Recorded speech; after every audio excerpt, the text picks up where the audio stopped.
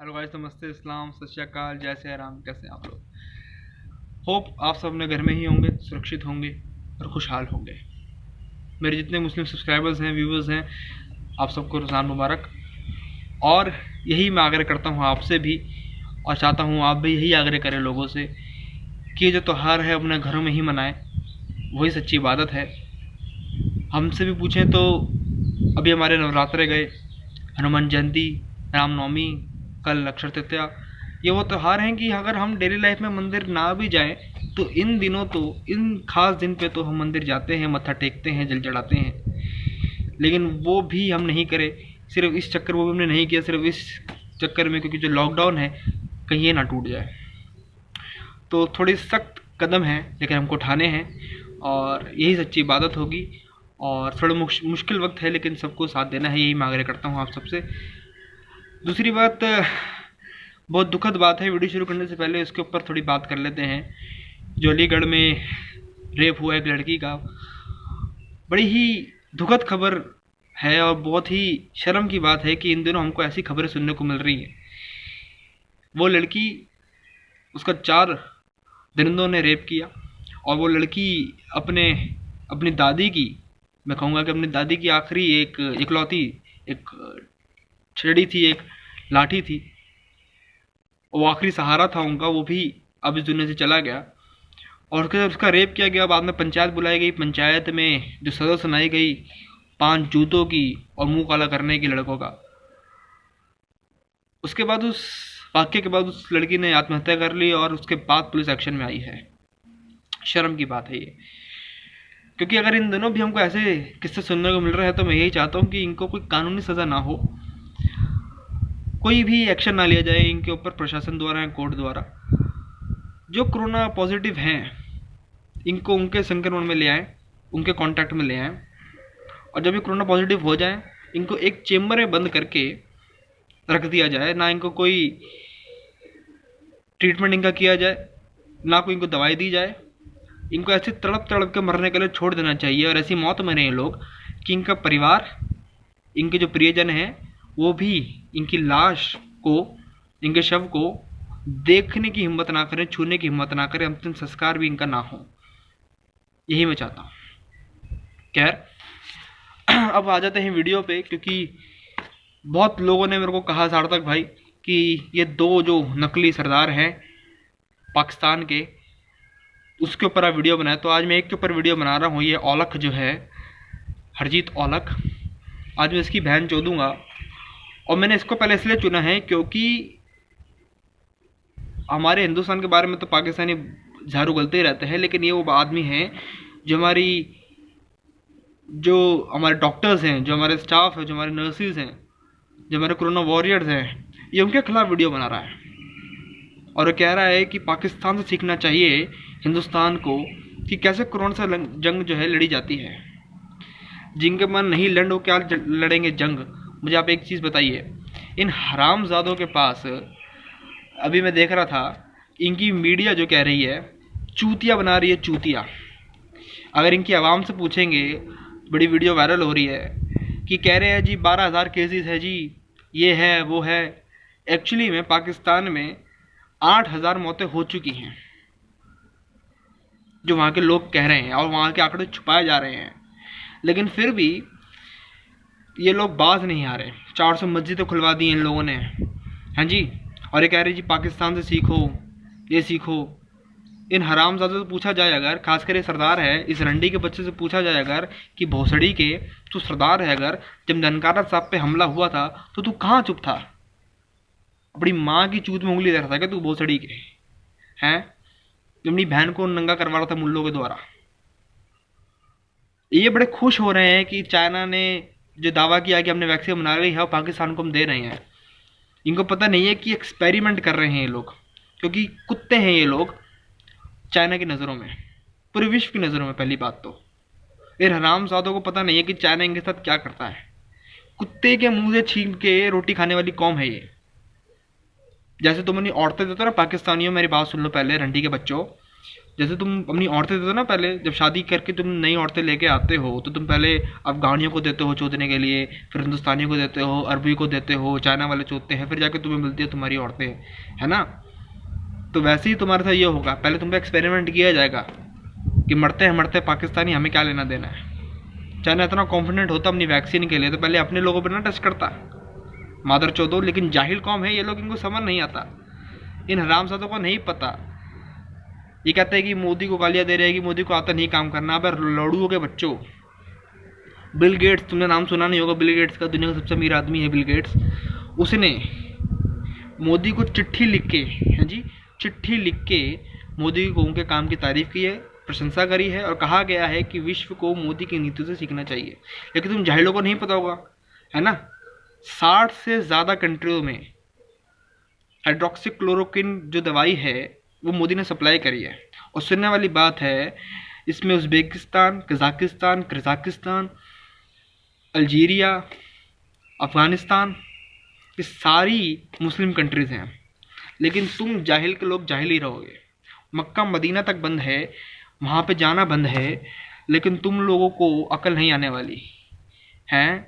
इस रंडी के बच्चे से पूछो ज़रा, ये जो अपनी बहन को बेच के रोटी खाता है, ये रामज़ादा जो पंजाबी में आके बकवास करता रहता है मादरचोद, तुम्हारे डॉक्टर्स को 200 डॉक्टरों को कोरोना है, 200 डॉक्टरों को कोरोना है। वहाँ के डॉक्टर कह रहे हैं कि हम इलाज नहीं करेंगे। तुम्हारे इमरान खान का 2 बार, हाँ जी 2 बार इनका इमरान खान का जो है टेस्ट हो चुका है। और वहाँ पे तो अब आर्मी आ गई है जो इमरान खान से कुछ नहीं, क्योंकि इकलौता ऐसा मुल्क है जहाँ का प्रधानमंत्री तलवार चाटता है और अपनी बीवियाँ देता है आर्मी को चोदने के लिए, जो आर्मी का गुलाम है। और उस आदमी का तख्ता पलट हो सकता है कभी भी। बात याद रखिएगा, ये इकलौता पाकिस्तान देश ऐसा है जहाँ की आर्मी जो है कभी भी तख्ता पलट कर सकती है, और वही होगा एक दिन। और वहाँ की आर्मी ने तो अपने कब्जे में ले लिया है वहाँ पे सब कुछ। अब कह रहे हैं लॉकडाउन नहीं किया, और जो मस्जिदें जो इन्होंने खुलवाई हैं 400 मस्जिदें इन्होंने खुलवा दी, सब कुछ ये बंद करवा रहे हैं आर्मी वाले, और कह रहे हैं कि हम इमरान खान की नहीं सुनने वाले। तुम्हारा ये हाल होने वाला है भोसड़ी वालों। तुम कुत्ते की मुंह से रोटी छीनने वाली कौम हो। तुम खुश हो रहे हो कि चाइना हमारी ये वैक्सीन दे रहा है, ये दे रहा है। अबे लंड दे रहा है वो, तुम्हें लंड दे रहा है, समझ रहे हो। अपनी बहन की चूत मारने वाली कौम तुम्हारी, अपनी बहन की चूत से बाहर निकलो, समझ रहे हो। अरब कंट्रियों में कितना बड़ा लॉकडाउन है तुम्हें नहीं पता होगा। वहाँ पे तो ऐप दी गई है, उन ऐप पे पहले आपको घर से, अपने घर के दरवाजे की चौखट से बाहर निकलने के लिए पहले ऐप पे रिक्वेस्ट डालनी पड़ेगी, और वो रिक्वेस्ट अगर हो गई एक्सेप्ट तो ही आपको बाहर जाना पड़ेगा। अब उन्होंने थोड़ा बहुत खोल दिया है, मॉल्स में एंट्री कर दी है, 30% वहाँ पे लोग आ जा सकते हैं। लेकिन ये जाहिल लोग नहीं समझने वाले।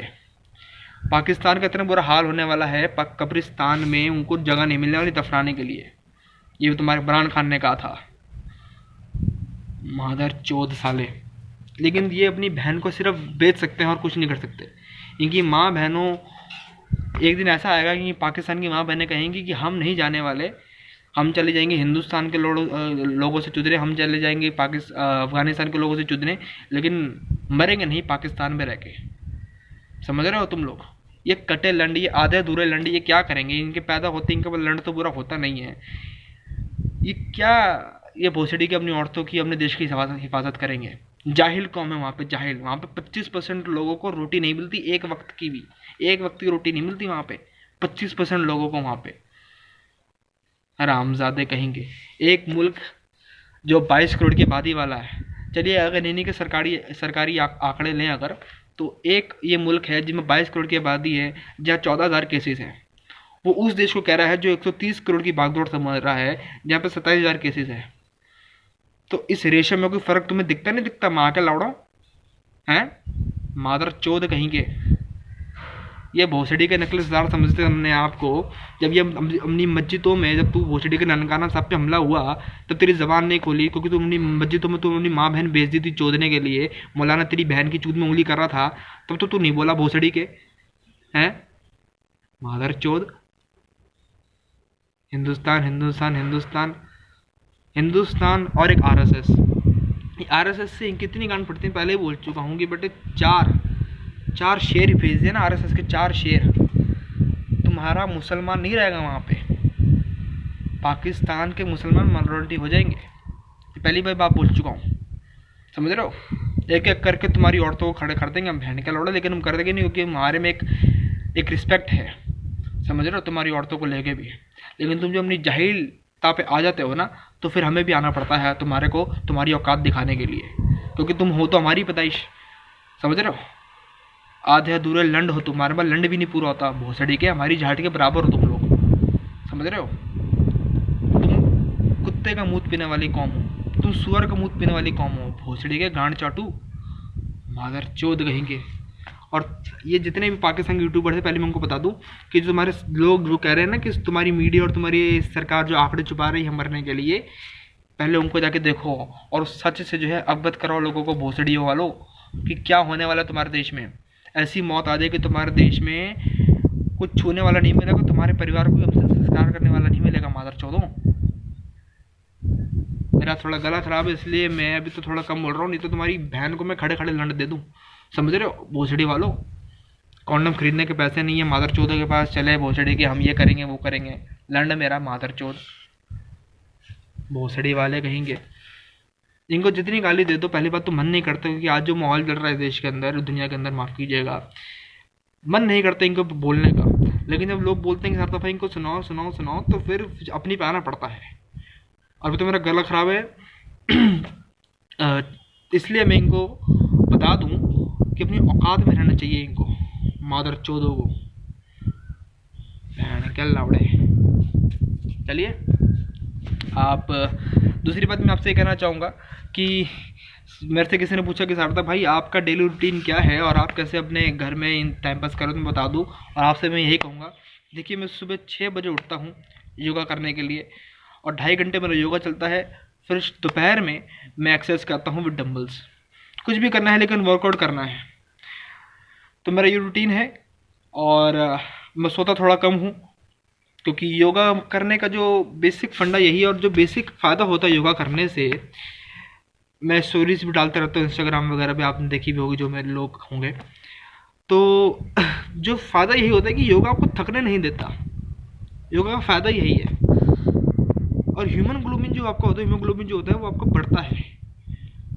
यही फ़ायदा है कि हम अगर 16 घंटे 18 घंटे भी काम करते हैं तो भी हम थकते नहीं हैं, यही होना चाहिए। एक तो हमारी एज भी थोड़ी यंग है, लेकिन वैसे भी जो लोग हैं उनको ये चीज़ें करनी चाहिए, एटलीस्ट कपालभाति और जो नॉर्मल आसन्स हैं योगा के वो तो करने ही चाहिए।